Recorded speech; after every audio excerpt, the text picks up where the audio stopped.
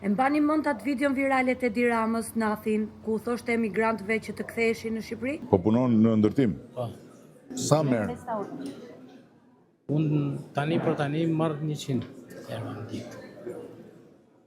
Po çfarë je specializuar? Po, ma shumë merr me punim me guri. Ajde në Shqipëri, si shefi kuzhine dhe një sa merr? 900 euro. No. Dëgjoj, në qoftë se ti vjen në Shqipëri shefe kuzhine, unë po të them, po nuk more 3.000 euro minimumi dhe ose 5.000 maksimumi, atëherë unë të kam borxh. Por vetëm 2 ditë më parë, Eurostat ka publikuar disa të dhëna që hedh komplet në erë propagandën e qeverisë.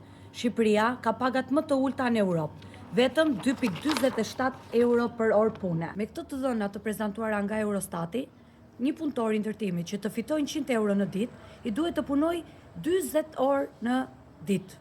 Dita ka vetëm 24 orë, ndërsa kuzhonjerja që të fitoj 3-4.000 euro në muaj, i duhet të punoj 67 ditë. Muaj ka vetëm 30 ditë. Një pabarazi absurde dhe një mashtrim i madh.